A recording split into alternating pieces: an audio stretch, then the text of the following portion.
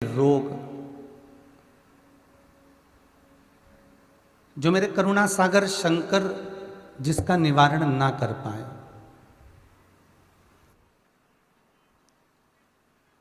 और जो भगवान शंकर को लोगों ने केवल एक हास्य का एक पुट बना रखा है। कहीं भगवान शंकर को गांजा पीते हुए बताएंगे, कहीं भांग घोटते हुए बताएंगे, कहीं चिलम लगाते हुए बताएंगे। पर कभी विचार करना, जो राम नाम की मस्ती में डूबा हुआ होगा, जो भगवान के नाम की मस्ती में डूबा हुआ होगा, जो राम और कृष्ण की मस्ती में डूबा हुआ होगा, उसको किसी चीज के नशे की जरूरत पड़ती ही नहीं है।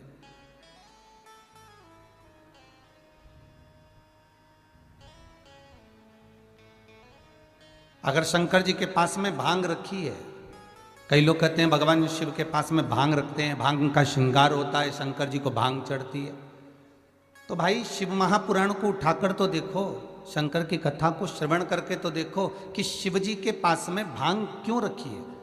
क्योंकि मंथन के समय पर जब समुद्र का मंथन किया गया, सुमेरु की रई बनाकर, शेषनाग की नेति बनाकर, कच्छप भगवान की पीठ पर उस रई को रखकर जब मंथन का क्रम प्रारंभ किया गया, तो उस मंथन में सबसे पहले जो निकली वो गौ माता निकली। और गाय के निकलने के बाद जो विष प्राप्त हुआ, उस विष को ले जाकर किसको दिया जाए। आपको कथा में पहले भी कहा, घर में जो ठंडी रोटी रखी रहती है, ना तो बहू खाती है ना सास खाती, ना बहू खाती है ना बेटा खाता है। बहू सोचती है कि मैं अपने पति को क्यों खिलाऊं, ना पति खाएगा ना बहू खाएगी।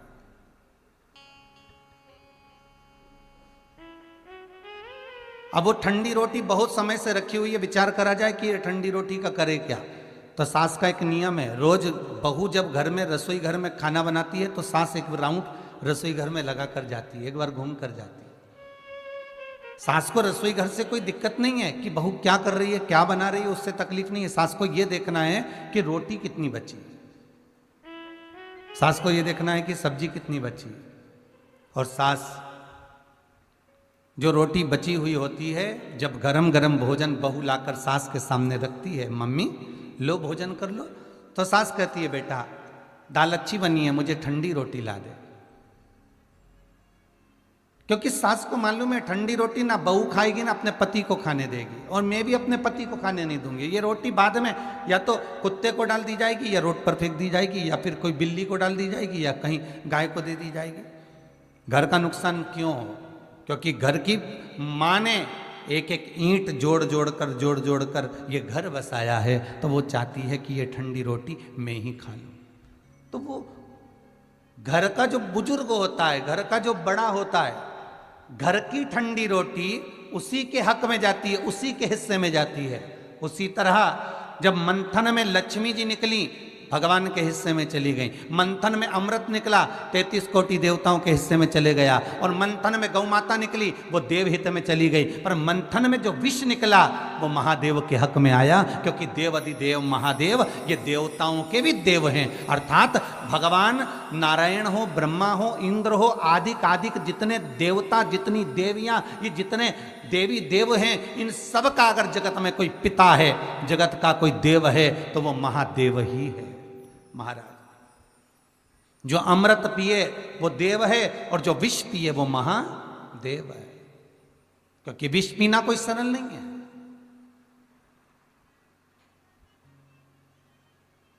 विष को धारण करना कोई सरल बात नहीं है। घर में ऐसे कई प्रसंग हो जाते हैं जिसको आप पी नहीं पाते, वो भी तो विष है।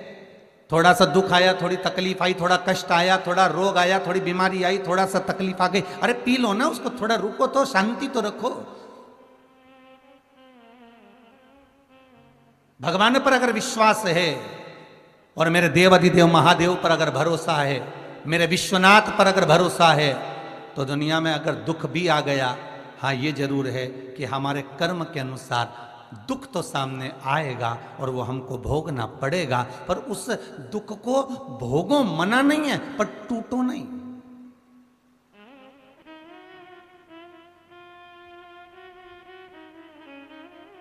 कई लोगों के खबर आती है, महाराज जी हम तो बड़े तकलीफ में हैं, हम बड़े कष्ट में, हम बड़े दुखी, हम तो मर जाएं तो अच्छा। अरे तो मरने से कौन सा फायदा होगा? मरो मरो सब कोई कहे, मर के देखे कोई, मरो तो ऐसा मरो कि फिर संसार में जन्म ना होई। हम तो मर जाएं तो अच्छा। कई लोग फोन करके कहते हम तो बड़े तकलीफ में, बड़े दुखी हो गए परिवार से, कुटुंब से, हम तो मर जाएं। तो कितनी बार मरोगे? जहां पर नौकरी कर रहे हो, सर्विस कर रहे हो, उस नौकरी में, उस सर्विस में अगर ड्यूटी पूरी नहीं करोगे तो नाइट ड्यूटी में लगा दिया जाएगा, पर नौकरी तो पूरी करवाई जाएगी, ड्यूटी पूरी कराई जाएगी। 8 घंटे की अगर ड्यूटी है, 8 घंटे की नौकरी है, 8 घंटे की सर्विस है, तो 8 घंटे पूरे लेगा मालिक। उसी तरह अगर मान लो अभी तुम्हें दुख मिला, तकलीफ मिली, कष्ट मिला और तुम प्राणों को त्याग दिए, तुम मर भी गए, तो ये मत सोचना कि तुम्हें मुक्ति मिल जाएगी। फिर जन्म लेना पड़ेगा, फिर भोगना पड़ेगा, फिर मरो, फिर जन्म लेना पड़ेगा। पर जितना दुख अभी झेल रहे हो उससे 1000 गुना फिर झेलना पड़ेगा।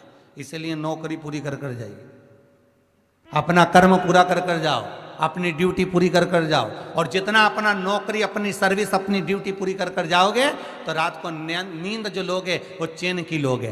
और अगर सोचा कि मैं तो मर जाऊं तो अच्छा, मैं तो चले जाऊं तो अच्छा, तो मरो। फैशन चल रहा है मरने का, तो आजकल अखबार खोलो, जब मालूम पड़ जाए कि ये मर गया, वो मर गया, मरो। पर तरीका चेंज करो।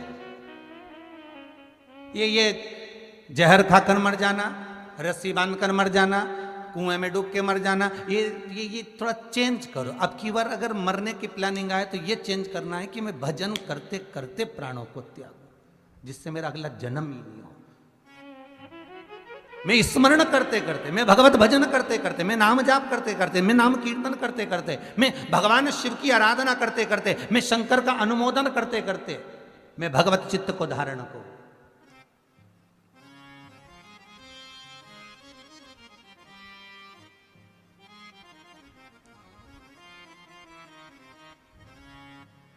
महाराज कभी तो सुनेगा महाराज, हाँ ये जरूर है, मेरा भोले जैसा कोई भोला नहीं होगा, इसलिए उसका नाम भोला है। कभी तुमने किसी देवता का नाम इतना सरल देखा? भोला, एकदम भोला शब्द ही एक ऐसा हो जाता है, बिल्कुल भोला, एकदम कोई मतलब ही नहीं। कितना आनंद में बैठा, इतनी भरी ठंड में, इतनी भरचक ठंड, चारों तरफ पानी गिर रहा है, बर्फ गिर रहा है, ओले गिर रहे, कोहरा पड़ रहा। आप में से कितने लोग हैं जो इतनी भरचक ठंड में शंकर जी के मंदिर गए हो तो कुनकुना पानी करके लेकर गए? थोड़ा ताता ताता पानी, थोड़ा कुनकुना कर कर, थोड़ा गर्म कर कर शंकर जी को चढ़ाने गए? है कोई जिसने शंकर जी को कुनकुना पानी चढ़ाया हो, ताता ताता पानी चढ़ाया हो? नहीं। वही सुबह से लोटा भरा, या शंकर जी के मंदिर में गए तो बाल्टी में से एक लोटा भरकर हर हर महादेव कर कर चढ़ा दिया। शंकर भगवान से जरा पूछो तो पार्वती कई बार बोली ठंड नहीं लग रही। भोलेनाथ जी बोले इनके भीतर के मन के आनंद के कारण मुझे ठंड भी नहीं लगती है। अब इतना भोला कहाँ मिलेगा जो इतनी ठंड में भी ठंडे पानी से नहा रहा? बोलो जरा। और आपकी कहें तो, मान लो आपकी कहें कि फिर आप तो कहेंगे महाराज बिना गर्म पानी के हम कैसे रह सकते हैं? महाराज थोड़ा सुबह के स्नान में तो चाहिए ना, ठंडा लगता है, तो थोड़ा ठंडा पानी तो बहुत है ना, तो थोड़ा गर्म पानी तो चाहिए लगेगा। विचार करना जरा। मेरा देव आदिदेव महादेव, मेरा करुणा सागर, मेरा त्रिकालदर्शी, मेरा कैलाशी, मेरा अविनाशी, मेरा शिव अगर बैठा है तो अलमस्त होकर आनंदमय, मेरा भोला बनकर मेरी अलमस्ती में बैठा, उसे कोई मतलब नहीं किसी से। जो आया जो मांगा उसने उसको दे दिया। बस दिल से अगर पुकारा तो उसने सुन लिया। भगवान काय की सुनता है? हृदय की, मन की, दिल की। अगर दिल की नहीं सुनता होता तो कई लोग कहें कि जिनके हाथ नहीं होते, कई लोग कहते हैं हम तो भगवान की सेवा करते हैं इसलिए भगवान हम पर प्रसन्न होता है, तो जिनके हाथ नहीं होते क्या उनको भगवान नहीं मिलता है? कई लोग कहते हैं हम तीर्थ तक जाते हैं, हम तीर्थ करने जाते हैं, हम घूमने जाते हैं, मंदिर जाते हैं, चलकर जाते हैं पांव पांव, तो इसलिए भगवान हमारी सुन रहा है। तो क्या कोई पांव से विकलांग हुआ जिसके चरण नहीं होंगे, जिसके चरण नहीं होंगे या जिसके विकलांगता होगी, क्या भगवान उसकी नहीं सुनेगा? कई लोग कहते हैं हमें सुनाई देता है इसलिए हम कथा सुनते हैं, इसलिए हमें भगवान मिलता है। तो जो कानों से बहरा होगा क्या उसे भगवान नहीं मिलेगा? कई लोग कहते हैं कि हमारे नेत्र हैं, हम दर्शन करते हैं तो भगवान मिलते हैं। तो जिनके नेत्र नहीं होंगे, सूरदास होगा, तो क्या भगवान नहीं मिलेगा?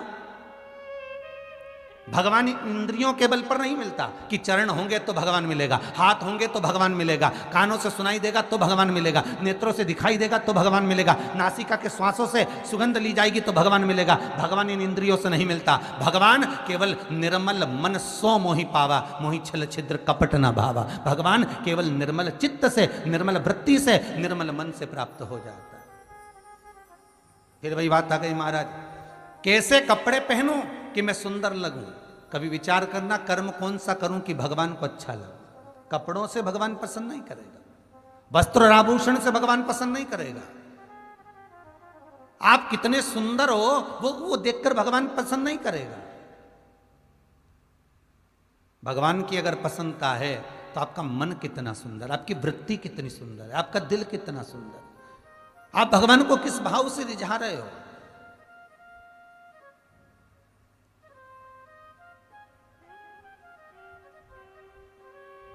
सारे की सारे अपन जितने लोग हैं पूरी भारत की भूमि पर, क्या पूरे विश्व में जितने भी हैं, रोज हनुमान चालीसा पढ़ते, रोज शिव चालीसा पढ़ते, रोज सरस्वती चालीसा पढ़ते, कोई लक्ष्मी चालीसा पढ़ता, कोई कृष्ण चालीसा पढ़ता, कोई गोवर्धन चालीसा पढ़ता। नित्य प्रति हम भगवान की चालीसा पढ़ रहे हैं। पर हमने ये सोचा, कभी विचार करा कि इस चालीसा का मतलब क्या होता है?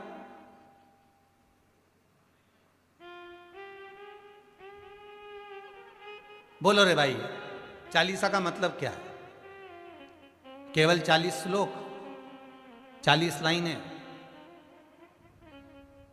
जो संतों ने लिख दी, जो तुलसीदास जी ने लिख दी, बस वो 40 लाइन, उसका मतलब चालीसा हो गया।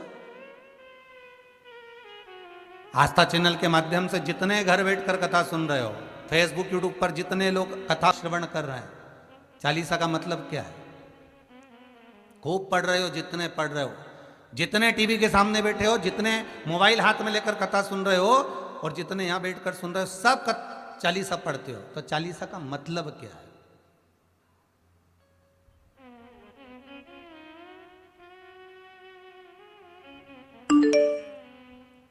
सबसे पहली चालीसा किसने रची थी महाराज? सबसे पहली चालीसा, अगर कोई प्रश्न कर ले आपसे, बीच कथाओं में कई बार हमने भी आपको कहा कि सबसे पहली चालीसा की रचना श्री तुलसीदास जी ने करी थी। जिस समय तुलसी बाबा के पास में एक स्त्री आकर रो दी,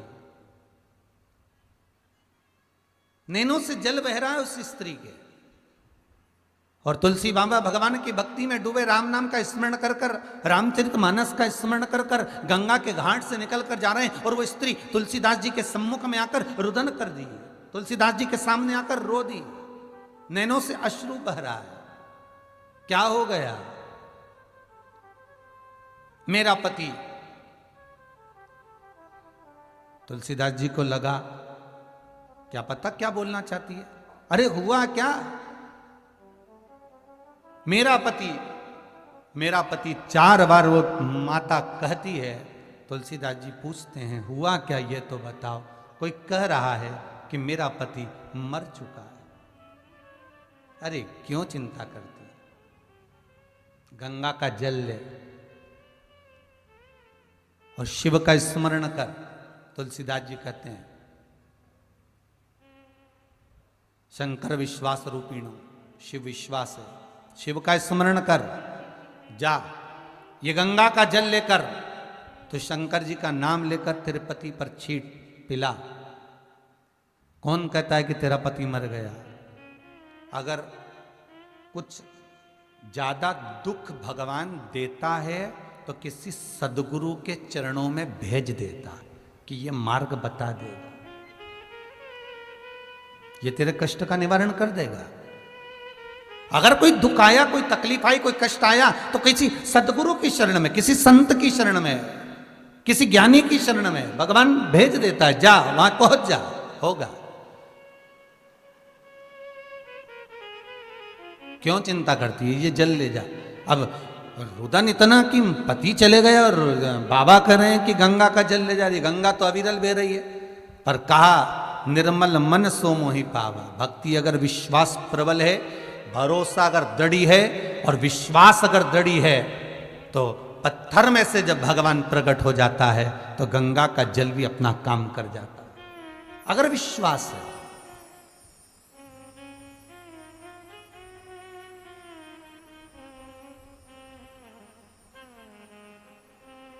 सुबह जबलपुर की एक माता जी आई थी, शायद चली गई, दिख नहीं रही है।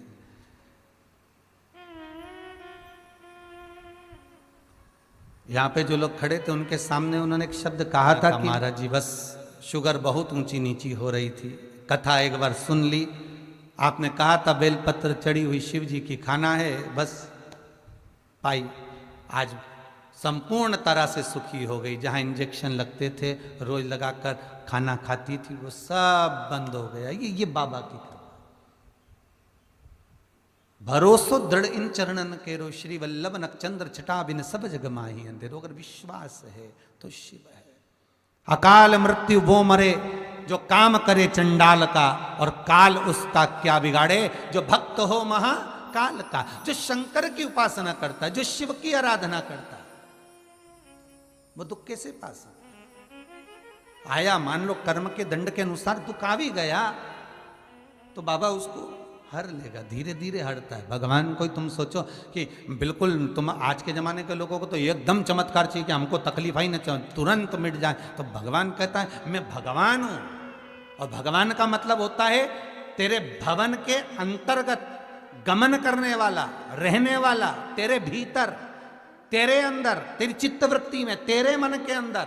मैं मंदिर में नहीं रहता, मैं देवालय में नहीं रहता, मैं तेरे चित्तवृत्ति में, तेरे भीतर, तेरे मन में निवास करता हूं। और जिस दिन तेरे भीतर विश्वास प्रकट हो जाता है, भगवान कहते हैं उस दिन मैं बाहर निकल जाता हूं, अपने आप तेरे सामने आ जाता हूं, तेरे दुख को काटने के लिए, तेरी तकलीफ को, तेरे कष्ट को मिटाने के लिए भगवान स्वतः प्रकट हो।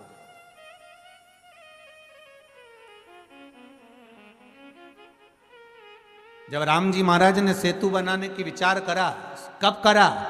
जब राम जी महाराज पूर्ण तरह से, मेरे रामचंद्र भगवान, समुद्र से विनती कर लिए, हनुमान जी से बोल लिए, सबको कह दिए, सारी तरह से जब श्री राम जी महाराज देख लिए कि अब ये काम नहीं हो सकता, तब मेरे राम जी ने विचार कर लिया अब कोई राह दिखा सकता है तो वो शंकर दिखा सकता है।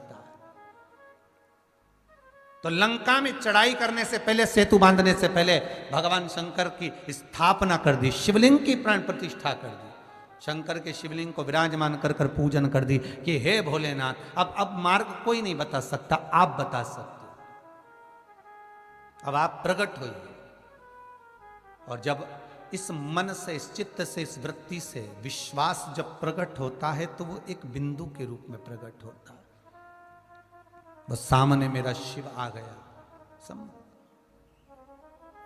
और सामने जब भगवान शंकर आए और शिव जी ने कह दिया आपने सेतु बांधना तैयारी करो, आप चिंता ना करो, बांधो अब सेतु।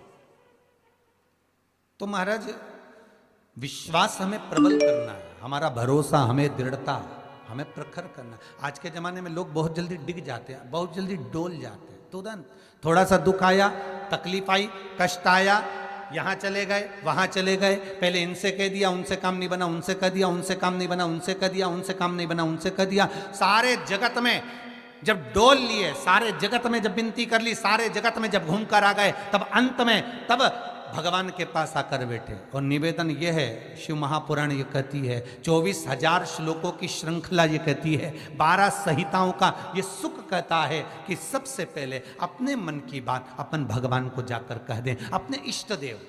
और हम ये भी नहीं कहते कि तुम शंकर जी से कहो, आपकी जिससे अच्छी पटे उसे पटा लो। राम से पटे तो राम जी को पटा लो, भगवान कृष्ण से पटे तो भगवान कृष्ण को पटा लो, देवी जी से अच्छी बने तो माता जगदम्बा को पटा लो, अगर शंकर से अच्छी बने तो भगवान शिव को बना लो। तुम्हारी जिससे अच्छी बने उसको बनाओ, उससे जाकर विनती करो, उससे जाकर निवेदन करो, वो सुनेगा, वो पाएगा। फिर वही बात है महाराज, बहुत ध्यान से सुनना, अगर घर में धन होगा तो चोरों की नजर, चोरों की दृष्टि अवश्य होगी, और सुंदरता होगी तो लुच्चों की दृष्टि अवश्य होगी, और यदि शंकर की भक्ति होगी तो भोलेनाथ की दृष्टि जरूर होगी। ये पक्का है। वो विश्वनाथ आप पर दृष्टि रखेगा, मेरा शंभु आपको देखेगा। इसको दुख क्या है, इसको तकलीफ क्या है? उठा गंगा का जल और ले जा।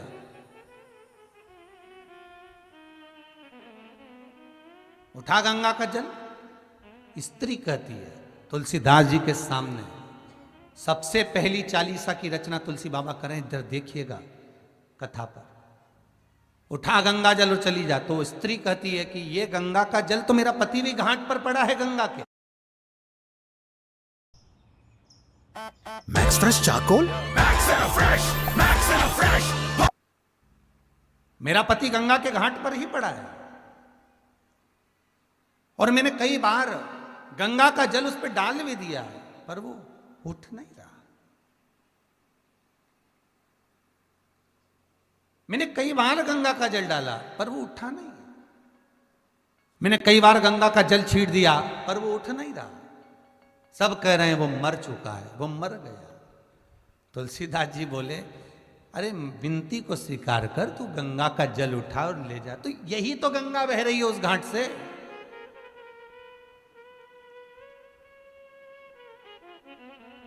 यही तो गंगा बह रही है। महाराज बहुत अंतर है, बहुत ध्यान देना।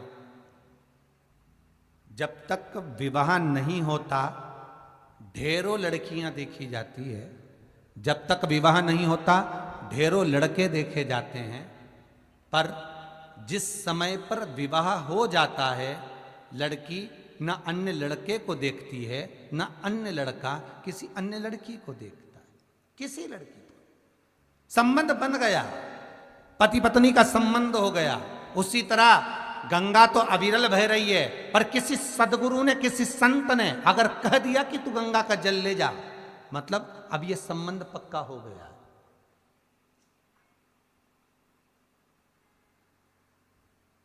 श्रीमद् भागवत में एक भजन आप हमेशा सुनते आए होंगे महाराज। सत्संग ने मेरी बात चलाई, सतगुरु ने मेरी कीनी रे सगाई।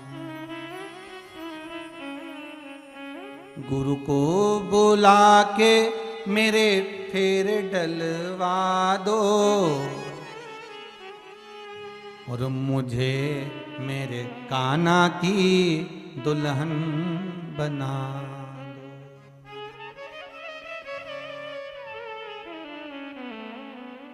हमेशा अपन भागवत जी में ये भजन बहुत सुने महाराज, कि जब गुरु सदगुरु कोई संत एक बार भावर डलवा देता है, बस वो संबंध फिर पक्का हो गया। अभी तक गंगा बह रही है, तूने गंगा का जल उठाकर डाला भी, पर पति जीवित नहीं हुआ। तुलसीदास जी कह रहे गंगा ले जा, तो फिर स्त्री फिर बोली मैंने कई बार डाल दिया पर जीवित ही नहीं हुआ।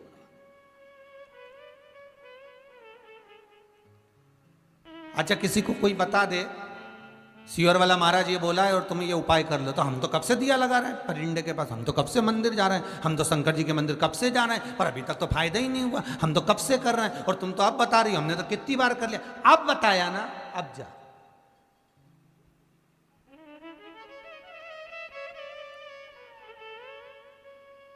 अब जाओ। अरे गुरु जी हमने तो पशुपति व्रत कर लिया है, हमने तो ये, तो एक बार फिर कर, जा अभी जा कर, चालू कर जरा पशुपति व्रत।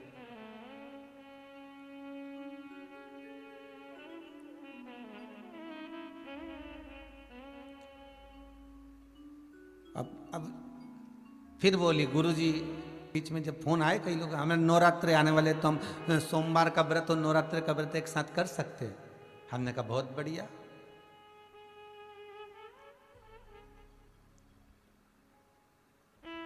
अब भगवान से आशा लगा के बैठी है कि भगवान मेरी सुन ले, और भगवान को ही चूना लगाने के चक्कर में बैठी है कि दोनों व्रत एक साथ करके दोनों को ही काम हो जावे। तो भगवान कभी इस व्रत से राजी हो गया या इस व्रत से राजी हो गया।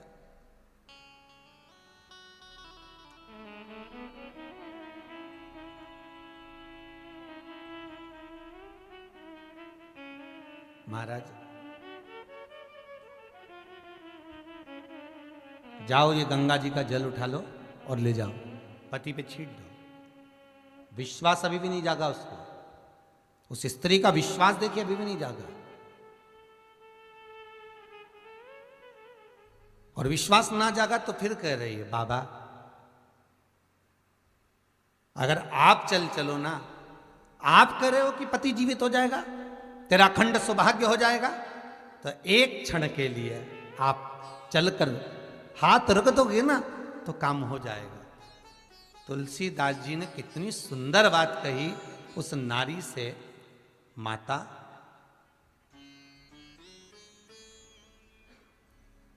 जब तुम गुरु के वचन पर विश्वास नहीं कर पा रहे हो तो गुरु पहुंच भी गया तो क्या विश्वास रहेगा,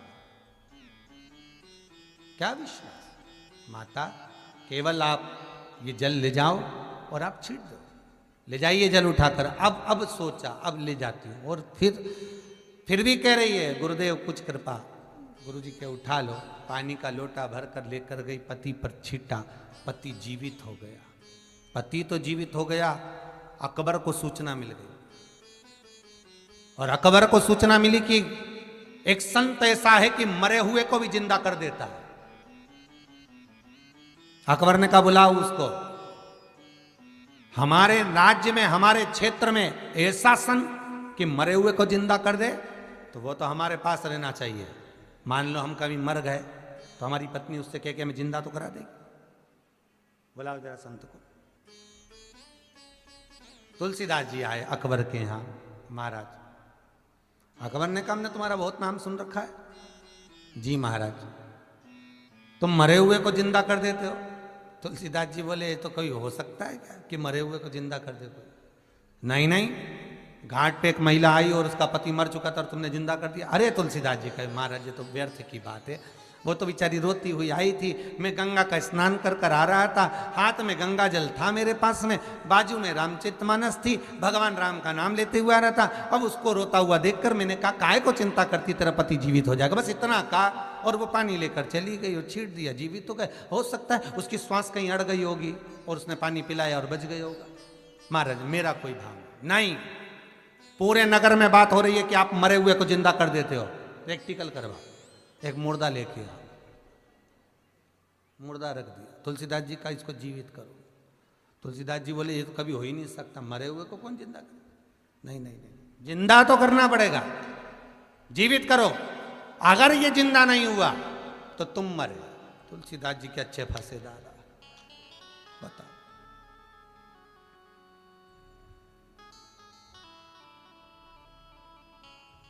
ये बड़ी बड़ी विचित्र फंस गए जी।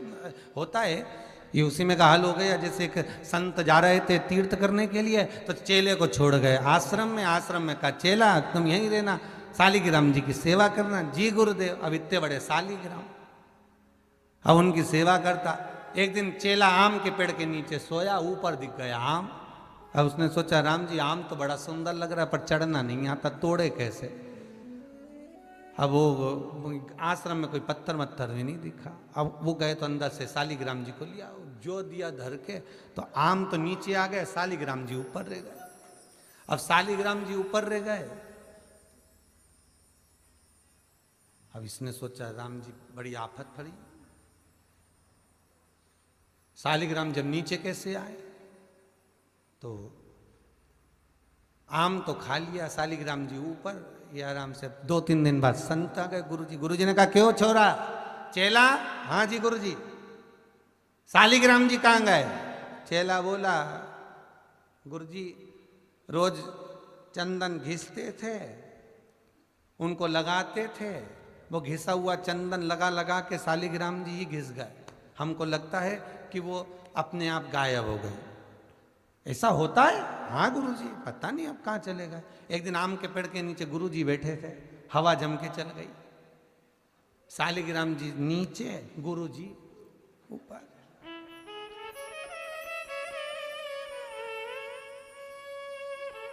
अब यही हो रहा है। अब अगर ये जिंदा नहीं हुआ तो तुम गए ऊपर।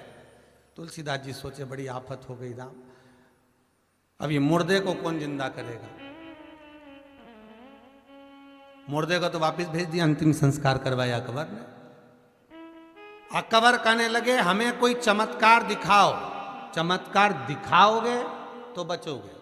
24 घंटे तुमको दिए हैं, 24 घंटे के बाद तुम मरोगे। अब इतने में एक शिष्य ने अकबर के द्वारपाल ने कह दिया चमत्कार क्या दिखाना है, तो कि इसको बंद कर दो। 24 घंटे में अगर ये तुलसीदास इस जेल से बाहर हो जाए तो समझ लो कि तुलसीदास भगत है, और नहीं तो ये ढोंगी है। कर दो, बंद कर दिया कारागार में। तुलसीदास जी मन में सोचे अब भगवान को इतनी सी बात के लिए क्या परेशान करना। फिर भी मन नहीं माना। तब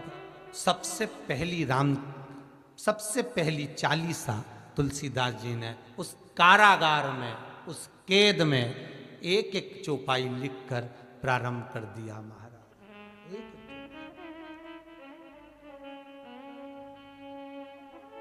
एक श्री गुरु चरण सरोज रज, निज मनु मुकुर सुधार। एक एक लाइन तुलसीदास जी लिखते जाते हैं। जैसे जैसे 40 लाइन धीरे धीरे पूरी होती चली जाती है, अकबर के राज्य में बंदर बढ़ते चले जाते हैं। जहां 40 लाइन पूरी, बंदरों का आक्रमण भयंकर पूरी अकबर के राज्य को तहस नहस कर दिया। अकबर घबरा गया, ये क्या हो गया, इतने बानर कहां से आ गए। सैनिक बोला वो राम का भगत है, हनुमान आ गए, छोड़ो अब जल्दी से, अगर वो नहीं छूटेगा तो सारे बानर नष्ट कर देंगे। तब 40 सा पूरी हुई। पावन तनय संकट हरन मंगल मूर्ति रूप, राम लखन सीता सहित हृदय बसौ सुर भूप। भगवान की जब 40 पूर्ण करी, तुलसीदास जी को माला पहनाकर अकबर बाहर लेकर आया। अकबर जैसे लाया, तुलसीदास जी ने चारों तरफ देखा, देखते ही बानर गायब हो गए। बस वो 40 तुलसीदास जी ने जो रची, वो 40 नहीं थी। आप भी इतनी जिंदगी से पढ़ते आ रहे हो, 40 का मतलब क्या होता है, मन से की गई स्तुति,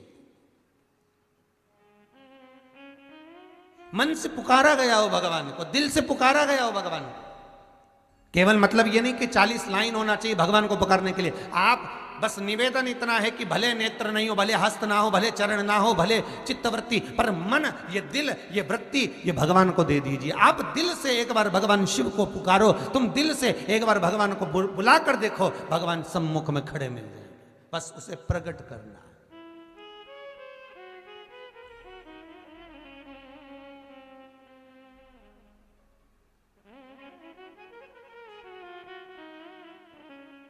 खूब मथो, दूध को दही बन गया, दही का मक्खन, मक्खन का घी बन गया, और वो घी निर्मल भाव को प्रकट कर दिया। देखो कीमत बड़ी है अपने आप। दूध की कीमत कितनी है, 40 रुपया किलो, ठीक है। दही बन गया, हो गया 60 रुपया किलो। 60 से फिर मक्खन बन गया महाराज, हो गया 100 रुपया किलो। 100 से फिर मक्खन से घी बन गया महाराज, सीधी कीमत बढ़ गई 450 रुपये किलो। कितनी कीमत बढ़ी, बस मथना है उसको और कीमत बढ़ती चली जाएगी। जिस समय आप इस मन का, वृत्ति का, चित्त का मंथन करोगे भगवान के चरणों में बैठकर कि हे परमात्मा, और कई लोग तो ऐसे हैं उनका आज तक हनुमान चालीसा पढ़ना नहीं है, आज तक कोई चालीसा, चाहे गायत्री चालीसा हो, लक्ष्मी चालीसा हो, शिव चालीसा हो, पढ़ना ही नहीं आती। बस बैठ गए भगवान के सामने और पढ़ लिया आसन लगा के। नहीं नहीं नहीं, चालीसा पढ़ने का भी एक नियम है। अगर कोई लक्ष्य लेकर पढ़ रहे हो तो उसका एक नियम है। पूरी जिंदगी पढ़ते रहोगे तो भगवान की प्राप्ति नहीं है, पर लक्ष्य लेकर अगर पढ़ा है आसन से, जिस भगवान की चालीसा पढ़ रहे हो उसकी मूर्ति या उसका फोटो आपके सामने होना चाहिए। एक घी का दिया, अगर हनुमान चालीसा पढ़ रहे हो तो या तो घी का दिया जलाओ, वो भी गाय के घी का हो, भैंस के घी का मत जलाना। हनुमान जी कभी प्रकट नहीं होंगे भैंस के घी से।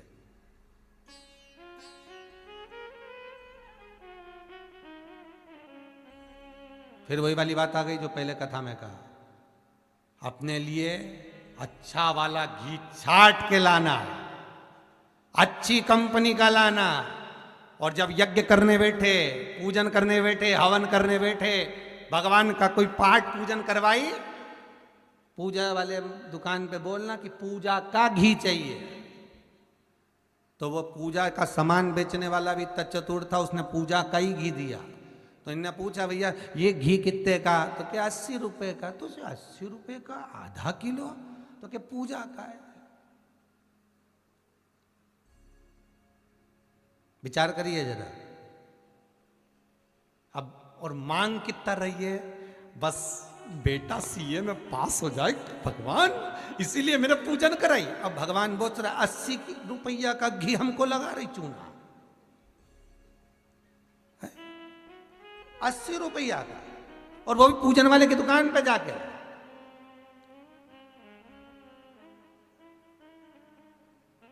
अरे हमारे सीहोर में घनी पूजा की दुकान है, हम अब कई परिचित हैं, उनके यहाँ चले जाते हैं। हमने पूछा क्यों रे तुम्हारे यहाँ तो सारा अगरबत्ती रखी, धूप बत्ती रखी, दिया बत्ती रखी, सारी रखी, ये घी का पैकेट भी रखा, उसमें नाम भी लिखा है, ये काय का घी असली है भगवान की? अरे गुरु जी कोई असली है? बस घी है, उस पर लिखा है शुद्ध घी। तो मैंने कहा शुद्ध घी तो लिखा है, पर ये कितने का है? 65 रुपए का डब्बा है। हमने कितने किलो का? आधा किलो का। हमने कहा वाह, काय के लिए होता है? क्या लोग लेके जाते हैं हवन पूजन के लिए? हमने भी सोचा वाह रे विश्वनाथ वाह, क्या के एक बंगला बना दो भोलेनाथ, क्या के सर्विस लग जाए भोलेनाथ, फिर के बहू को छोरा हो जाए भोलेनाथ। अब भोलेनाथ जी से पूछा ये देते क्यों नहीं? तो भगवान भी बोले बस वो पूजा वाली दुकान का 80 रुपए में काम चला रही है और ढेरों का मांग रही। अब बताओ, तुम सोचो कि भगवान क्यों प्रसन्न नहीं हो रहा? मेरा निवेदन केवल इतना सा है, तुम भगवान को लाखों का मत दो, करोड़ों का मत दो। भगवान कभी आकर नहीं बोलेगा कि मुझे करोड़ों का रुपया देना, भगवान कभी आकर नहीं बोलता कि मुझे लाखों का धन देना, भगवान कभी आकर नहीं कहता कि मुझे आभूषण देना, भगवान कभी आकर नहीं कहता कि मुझे वस्त्र देना। भगवान केवल एक बात कहता है कि तुम अपना दिल देना, अपना मन देना, चित्तवृत्ति देना। तुम अपना मन तो दो।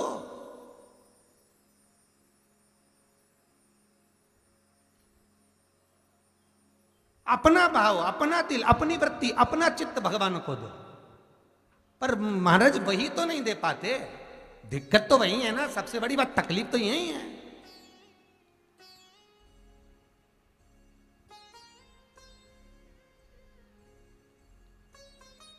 महाराज एक जमुनादास जी थे, एक बार निकल के जा रहे थे, उनको बड़ा सुंदर डलिया में कमल का पुष्प दिखा। तो उन्होंने पूछ लिया कि ये पुष्प कमल का ये कितने का है? माली ने कहा महाराज जमुनादास जी मात्र 2 रुपए का। ओहो, दे दीजिए। कहाँ ले जाना है? जमुनादास जी बोले मैं श्रीनाथ जी जा रहा हूँ नाथ द्वारा, तो श्री जी बाबा को दूंगा। ये पुष्टि मार्ग के 252 वैष्णव की वार्ता जी में से एक वार्ता है। ये फूल मैं श्री जी बाबा को समर्पित करूंगा, गोवर्धन नाथ जी को, ठाकुर जी को दूंगा। अच्छा अच्छा ठीक है। इतने में वहीं से उस नगर का एक राजा निकल कर जा रहा था, सेठ, जिसका नाम था यवनराज। यवनराज ने फूल देखा तो वेश्या के घर जा रहा था, उसने सोचा अब जाते जाते वेश्या के लिए फूल ले चलता हूं। कितने का है? तो जो फूल जमुनादास जी ने ठाकुर जी के लिए खरीदा था, वही फूल यवनराज ने उस वेश्या के लिए खरीदना चाहा। ये फूल कितने का है? जमुनादास जी बोले ये फूल तो हमने खरीद लिया। नहीं नहीं, कीमत कितनी है? फूल वाला बोला 4 रुपए। उसने दुगना कर दिया, दुगना। होता है, आप भी प्रैक्टिकल करके देखना। बाजार में भिंडी खरीदने जाओ, गिलकी खरीदने जाओ, पैदल जाओगे तो 16 रुपये 20 रुपये किलो मिल जाएगी भिंडी हो। मोटरसाइकिल से जाओगे तो 25 रुपये किलो हो जाएगी हो। और 4 व्हीलर गाड़ी से जाओगे तो 30 रुपया किलो हो जाएगी हो। प्रैक्टिकल करके देखना हो। सीवर वाला महाराज कहीं झूठ तो नहीं बोल रहा, जरा प्रैक्टिकल जरूर करना।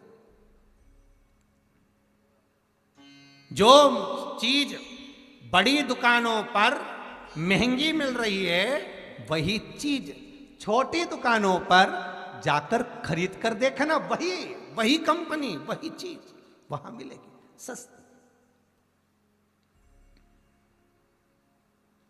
पर दिक्कत इतनी सी है ना, अगर छोटी दुकान पे जाए तो फैशन कहां से हो?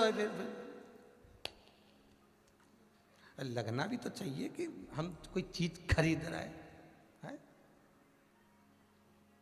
दिक्कत तो वहां अड़ी पड़ी है।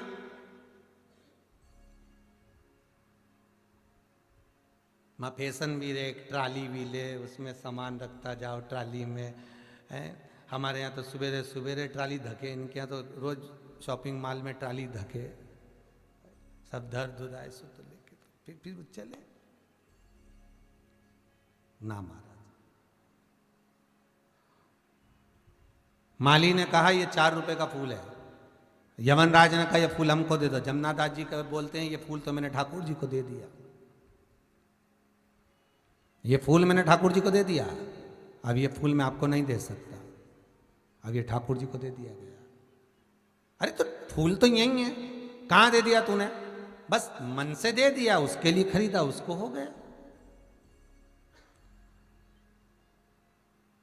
फूल वाले ने फूल वापस ले लिया जमनादास से। जब 4 रुपए में जा रहा है, 2 रुपए का फूल तो कौन ना देगा, दे दिया यमनराज को। यमनराज 4 रुपए देने लगा तो जमनादास जी ने कहा फूल की कीमत 8 रुपए में देता हूं, फूल मुझे दे। फूल जाएगा तब ये ठाकुर जी के चरणों में ही जाएगा। 2 रुपए का फूल 8 रुपए का हो गया। यमनराज बोला फूल की कीमत 16 रुपया, जमनादास बोले फूल की कीमत 32 रुपया। यमनराज बोले फूल की कीमत 64 रुपया। फूल बढ़ता गया, कीमत बढ़ती गई, 100, 200, 500। फूल की कीमत जमनादास श्रीनाथ जी को चढ़ाने के लिए 20,000 में लेने को तैयार हो गया। यमनराज ने फूल की कीमत 40,000 रुपए लगा दी और कहता है जमनादास सुन ले, तो नगर के सेठ से भिड़ रहा है, तेरी औकात क्या है? जमनादास जी बोले मेरी कोई औकात नहीं, मैं तो ठाकुर जी के चरणों का दास। भगत तो भगत होता है। फूल की कीमत अब क्या 80,000 रुपए लगाए। जमनादास अपनी बहन के घर गया। जी 2 मिनट मेरे साथ चल। हाँ बोल क्या हुआ जमन, तू चल तो सही। जमनादास जी ने कहा बहन मेरा मकान है, तो कितने में खरीद सकती है? हो पैसे की जरूरत है? हाँ तू बोल कितना चाहिए? 1 लाख रुपया दे देगी? और ले। फूल की कीमत 1 लाख रुपए जमनादास ने लगा दी है। यमनराज ने सोचा फूल की कीमत 2 लाख रुपए लगाऊंगा, 2 लाख में तो 10 वेश्या घर में ले आऊंगा। अगर एक वेश्या को 2 लाख का फूल दूंगा तो 10 वेश्या घर में आ जाएगी, काहे को फूल की कीमत बढ़ाऊं? फूल छोड़ दिया। जमनादास ने मकान बेचकर फूल ले जाकर श्रीनाथ जी के चरणों में जैसे ही रखा, श्री जी बाबा के मस्तक का मुकुट नीचे गिर गया। तो जमनादास जी ने पूछा ठाकुर आपको क्या फूल पसंद नहीं आया? श्री जी बाबा बोले नहीं नहीं जमनादास, फूल तो पसंद आया, पर इस फूल के आगे ये हीरे का मुकुट हल्का लग रहा था, इसलिए फेंक दिया इस फूल के आगे। और यदि आपके घर में जितने लोग कथा सुन रहे हैं, आपके घर में अगर श्रीनाथ जी का फोटो हो, श्रीनाथ जी की मूर्ति हो, श्रीनाथ जी का चित्र हो, तो वो चित्र का दर्शन करना। जो जमनादास ने फूल ठाकुर जी के चरणों में चढ़ाया था, वो फूल आज भी श्रीनाथ जी के हस्त कमल पर नजर आता है। आज भी श्रीनाथ जी का जो हाथ ऊपर है उस पर एक फूल लगा हुआ नजर आएगा आपको। आपके घर में फोटो हो, मोबाइल में फोटो हो श्रीनाथ जी का, तो दर्शन करना, वो फूल हाथ में दिखेगा। क्योंकि जमनादास जी का वो फूल ठाकुर जी ने कभी नहीं त्यागा, क्योंकि जो दिल से दिया था। यहां धन की कीमत नहीं है, यहां भाव की कीमत होना चाहिए। निर्मलता की कीमत होना चाहिए, सुखवृत्ति की कीमत होना चाहिए।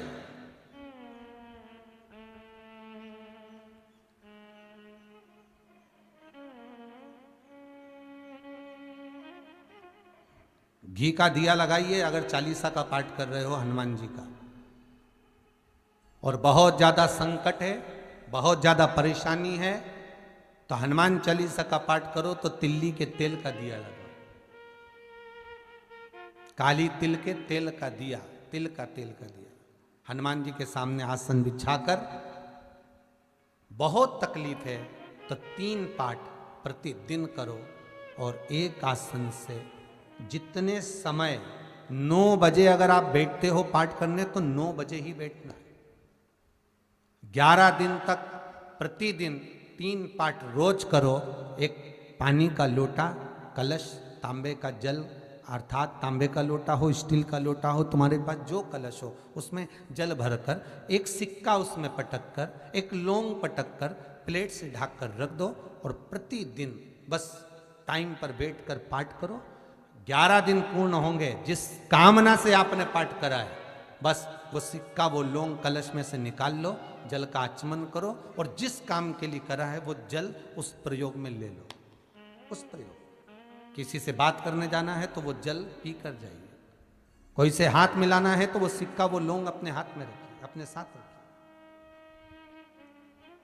कई लोग कहते हैं हम तो बहुत दिनों से हनुमान चालीसा पढ़ रहे हैं, हम बहुत समय से राम रक्षा स्तोत्र का पाठ कर रहे हैं, हम बहुत समय से ये कर, अरे तो उसको नियम से तो करो। हनुमान चालीसा का प्रागट्य केवल एक दिल से की गई स्तुति। हनुमान जी महाराज की स्तुति, राम जी महाराज की स्तुति तुलसीदास जी ने केवल दिल से करी थी, केवल मन से।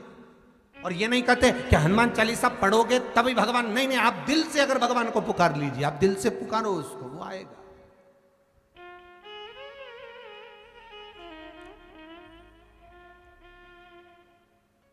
वो प्राप्त होगा हमारा और मिलेगा, उसके मिलन में देरी नहीं हो सकती महाराज, उसके मिलने में कोई चूक नहीं हो सकती, बस मन से पुकारो।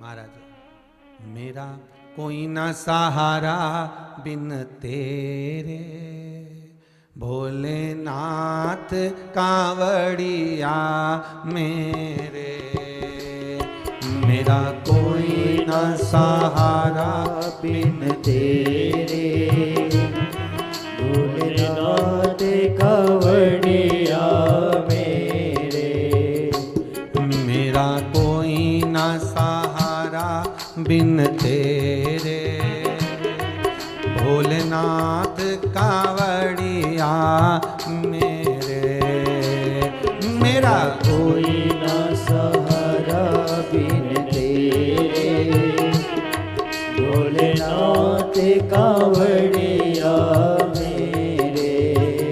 भाव से, प्रेम से।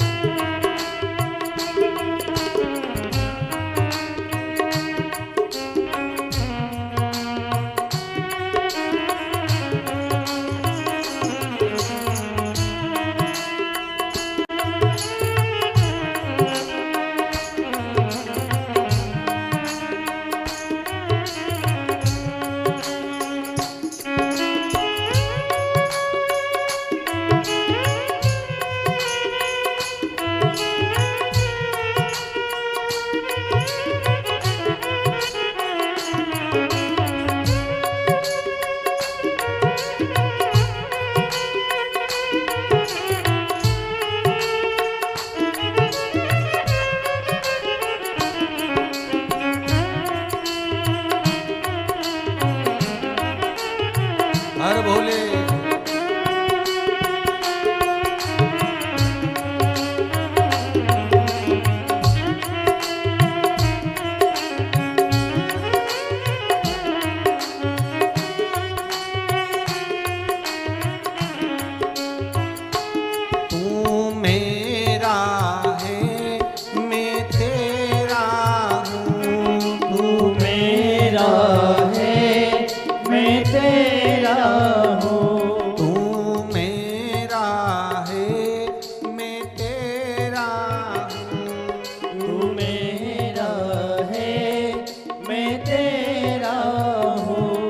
तो जन्म जन्म से तेरा हूँ।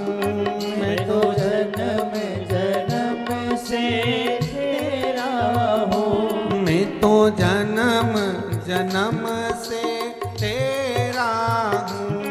मैं तो जन्म जन्म से तेरा हूँ। काटो जन्म मरण के फेरे, काटो जन्म जन्म मरण के फेरे। भोलेनाथ कांवड़िया मेरे, काटो जन्म मरण के फेरे। भोलेनाथ सांवरिया मेरे। काटो जन्म मरण के फेरे, भोलेनाथ कांवड़िया मेरे। काटो जन्म मरण के फेरे। भोलेनाथ सांवरिया मेरे। मेरा कोई ना सहारा बिन तेरे, भोलेनाथ कांवड़िया मेरे। मेरा कोई ना सहारा बिन तेरे। भोलेनाथ कांवड़िया मेरे।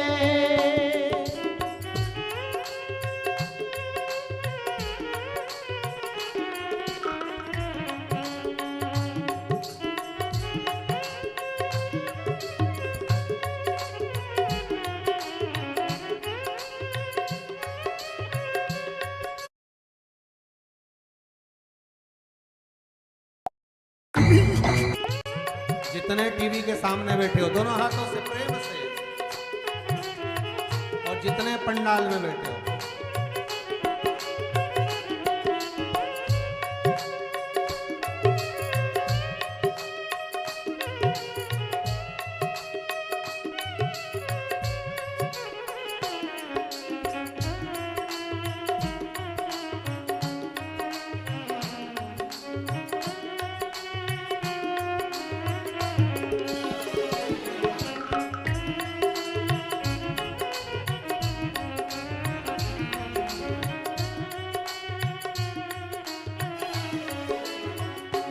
तुमसे बिछड़े युग बीत गए, तुमसे बिछड़े युग बीत गए। तुमसे बिछड़े युग बीत गए। तुमसे बिछड़े युग बीत गए। मेरे भोले क्या मुझसे रूठ गए। मेरे भोले क्या मुझसे रूठ गए। मेरे भोले क्या मुझसे रूठ गए। मेरे भोले क्या मुझसे रूठ गए। अब आन पड़ी हूँ दर तेरे, अब आन पड़ी हूँ दर तेरे। हे भोलेनाथ कांवड़िया मेरे। अब आन पड़ी हूँ दर तेरे। भोलेनाथ कांवड़िया मेरे। मेरा कोई ना सहारा बिन तेरे, भोलेनाथ कांवड़िया मेरे। मेरा कोई ना सहारा बिन तेरे। भोलेनाथ कांवड़िया मेरे। ओ भोलेनाथ कांवड़िया मेरे। भोलेनाथ कांवड़िया मेरे। भोलेनाथ कांवड़िया मेरे। भोलेनाथ कांवड़िया मेरे। मैं तो आन पड़ी हूँ दर तेरे, भोलेनाथ कांवड़िया मेरे। मैं तो आन पड़ी हूँ दर तेरे। भोलेनाथ कांवड़िया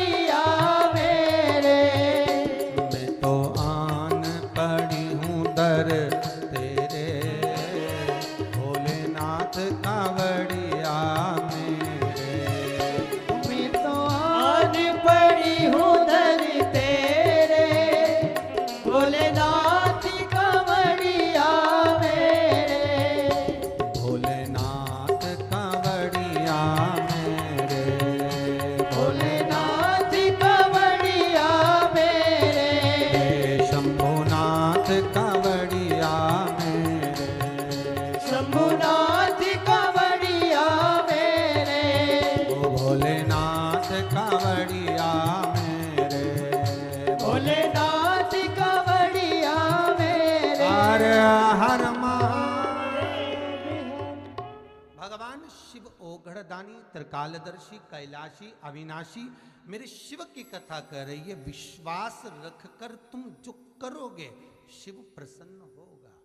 उसको धन दौलत संपदा सत्ता नहीं चाहिए, उसको बहुत सोना चांदी हीरा पन्ना भी नहीं चाहिए, उसको बहुत आभूषण रत्न भी नहीं चाहिए, उसको तो केवल आपका मन। देखो सत्यम शिवम सुंदरम, सत्य देव शिव मिलेगा, शिव मिला जीवन अपने आप सुंदर हो जाए। हम उसको दे ही क्या रहे।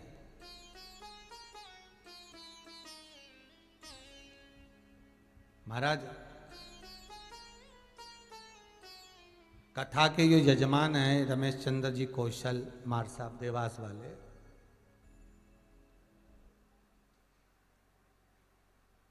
कोई बहुत करोड़पति ना है हो। स्कूल में टीचर रहे, रिटायर हो गए, सोचा अब जिंदगी निकल गई है, भगवान ने दिया, बच्चे लोग अपनी जगह पर सब है, पर कुछ जिंदगी में एक ऐसा करा जाए जिससे भगवान हमारा हो जाए।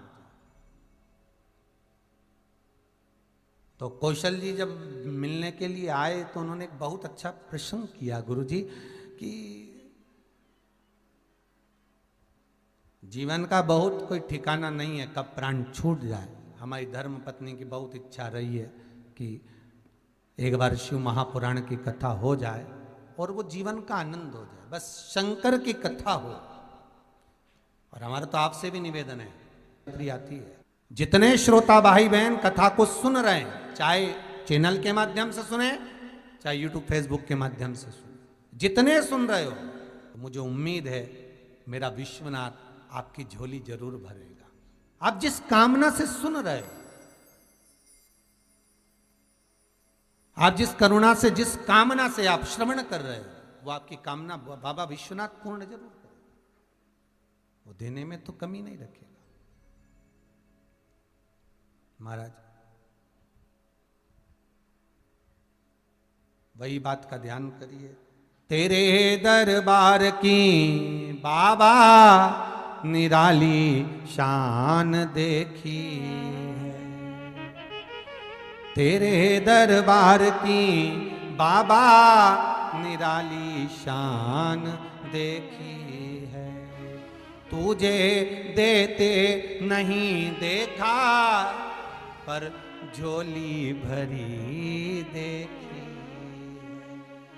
वो दिखता भले ना हो, वो सामने भले ना हो, पर वो झोली तो भर ही देता। जो मांगा वो मिला। अपना मैसेज पहुंचाना जरूर, सत्य बोलना कि इतनी कथाओं में बाबा ने आपको दिया कि ना दिया। चित्तवृत्ति जो तुमने दिल से करा है, जो तुमने भगवान का स्मरण भाव और चित्तवृत्ति से जो करा है, जो कथा सुनी है, उसका मिला तो है। वो देने में कमी नहीं रखता। शिव महापुराण की कथा कर रही है, और वो भी शिव पुराण जो चल रही है वो हनुमत चरित्र शिव महापुराण। पहले सती चरित्र वाचा, पार्वती चरित्र वाचा, गणेश चरित्र वाचा, अब जो चरित्र चल रहा है ये हनुमत चरित्र।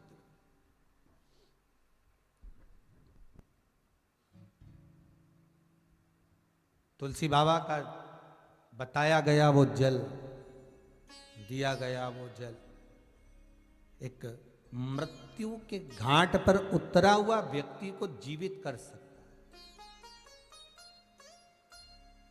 तो विश्वास रखिए, उस स्त्री में जो विश्वास जागा था वो आखिरी में जागा था, और अभी भी मौका है।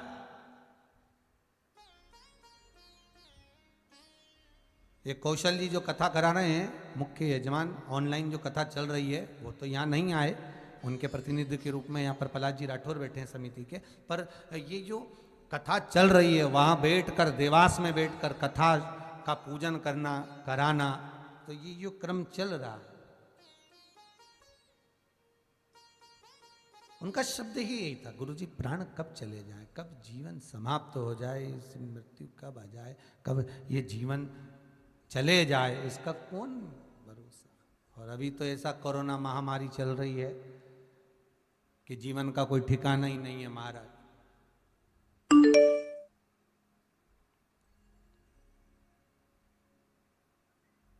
वो कैसे कहते हैं ना, जीवन पानी के बुलबुले की तरह। हम तो कह पानी का बुलबुला भी जान दो, वो जो गैस वाला गुब्बारा होता है ना, गैस वाला जो गुब्बारा होता है उसमें जब तक गैस भरी रहती है वो सब दूर डोलता है, वो बहुत ऊंचाई तक भी जाता है, बहुत ऊपर।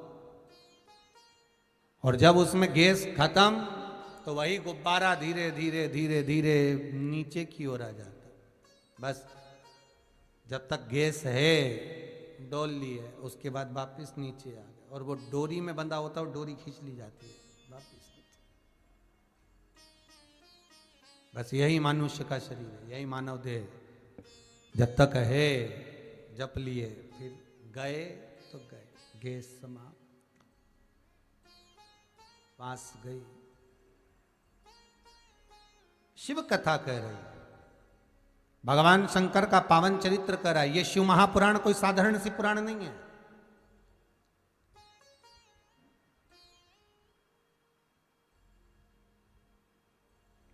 भागवत अगर पितरों को तारती है तो शिव महापुराण पितर, आहूत और वासुक्य को तारती है। पितरों के 3 क्रम हैं। एक पित्र जो पूर्ण अवस्था लेकर चले गए और अवस्था लेकर गए हैं, पर जिनके भीतर अभिलाषाएं बहुत थी, वो पित्र बन गए।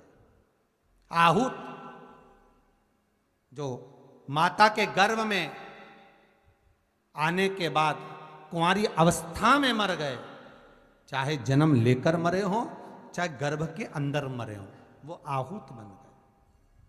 और वासुक अर्थात बहुत कुछ करना चाहते थे, इस संसार में आकर बहुत कुछ करना चाहते थे, पर कोई गति ऐसी हुई, कोई एक्सीडेंट हो गया, कोई क्रम ऐसा हो गया, कोई बीमारी ऐसी लग गई कि मरना पड़ा, पर तड़प तड़प कर मरे, प्राण छूटे, पर बहुत दुख होकर, बहुत तकलीफ होकर।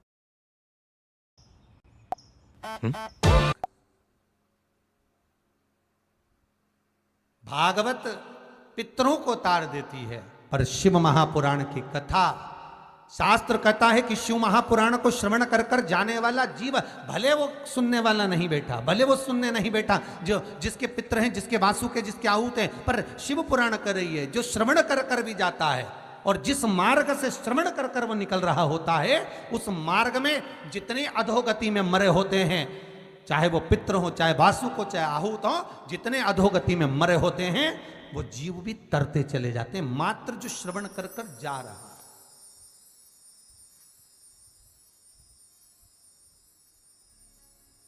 जो श्रवण कर कर निकल रहा है, उसको हजारों आसपास में ना जाने कितने कितने जीव है महाराज, हमें हमारी सूक्ष्म नेत्रों से दिखाई नहीं देता। अपन जहाँ बैठे हैं, चाहे कथा सुन रहे हो, चाहे हम कथा कर रहे हो, अपन जहाँ हैं आसपास में ना जाने कितने सूक्ष्म जीव हैं, आसपास में ना जाने करोड़ों करोड़ों जीव हमारे आसपास में भ्रमण कर रहे हैं, और उनकी एक ही अभिलाषा रहती है कि हमारी मुक्ति हो जाए, हमारा मोक्ष हो जाए। तो शिव महापुराण उन जीवों को भी तार देती है।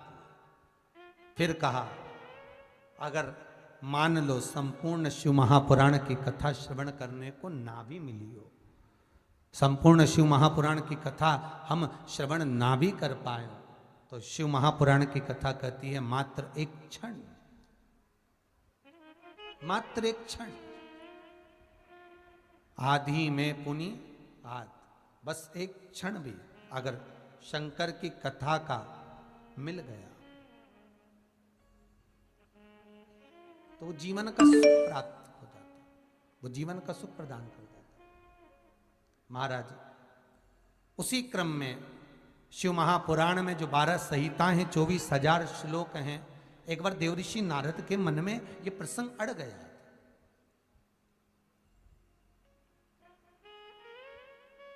और देवऋषि नारद के मन में ये प्रसंग अड़ा तो एक बार उन्होंने सनकादि ऋषियों से भी ये प्रश्न किया था, महाराज हमारे मन का एक संशय है। क्या संशय? कि मृत्यु लोक में मनुष्य जन्म लेता है तो उसके जन्म लेना और जन्म लेने के बाद उसका प्राण त्यागना ये किस क्रम में आता है? महाराज सनकादि बाबाओं ने उसको देवऋषि नारद को बहुत सुंदर समझाया। ए देवऋषि नारद, मृत्यु लोक में जो मनुष्य जन्म लेता है वो जन्म उसके पूर्व के किए हुए कर्म के अनुसार होता है, पूर्व में किए हुए कर्म के अनुसार। अगर आज कई व्यक्तियों का आपने देखा होगा, चौराहे पर 3 बच्ची चौराहे हो, चाहे अन्य चौराहे हो, रोड के किनारे लोग कोई भिक्षा मांगते हुए दिखते हैं, भीख मांगते हुए दिखते हैं। तो कई बार अपने के मन में ये प्रसंग तो आता होगा कि भगवान ने इनको कैसा पैदा करा, भगवान ने इनको कैसे जन्म दे दिया। तो कोई कभी विष्णु पुराण को स्मरण करो। विष्णु पुराण में स्पष्ट कहा गया, लक्ष्मी जी भगवान नारायण से पूछती हैं, हे नारायण कृपा करिए मुझे एक प्रश्न का उत्तर दीजिए, संसार में मैंने सबको लक्ष्मी प्रदान करी तो ये भिक्षुक कैसे हो गया?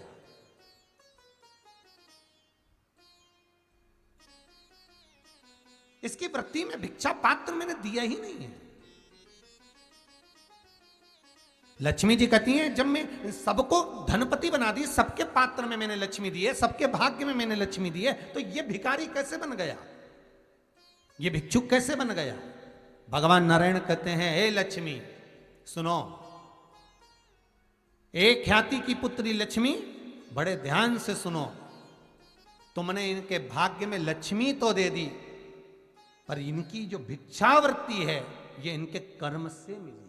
देखो, लक्ष्मी सेठ को भी मिल रही है तो लक्ष्मी भिखारी को भी मिल रही है। मिल रही कि नहीं मिल रही? लक्ष्मी तो सभी के भाग्य में, पर ये मांग क्यों रहा है? ये पात्र लेकर ये जगत में डोल क्यों रहा है? किसी किसी के दरवाजे पर जाकर ये आवाज क्यों लगा रहा है कि भिक्षाम देही? किसी के दरवाजे पर आवाज क्यों लगा रहा है कि भैया 2 रुपया दे दो, 5 रुपया दे दो, 1 रुपया दे दो? क्यों क्यों? कारण क्या है? भगवान कहते हैं, लक्ष्मी तूने तो सबके भाग्य में लक्ष्मी लिखी, तूने तो देने में कमी ना रखी। अगर कोई सेठ है तो उसके भाग्य में भी लक्ष्मी है, और कोई भिखारी है तो उसके भाग्य में भी लक्ष्मी है। तूने देने में कमी नहीं रखी है। पर ये जो भिक्षा मांग रहा है, ये जो कटोरा हाथ में लेकर जगत के सामने फैला रहा है, ये इसके कर्म से फैला रहा है। तो कर्म से कैसे? भगवान बोले, लक्ष्मी सुन, तूने तो बहुत दिया, लक्ष्मी इसके भाग्य में भी आई, पर बात इतनी सी है लक्ष्मी कि इसका जो पूर्व का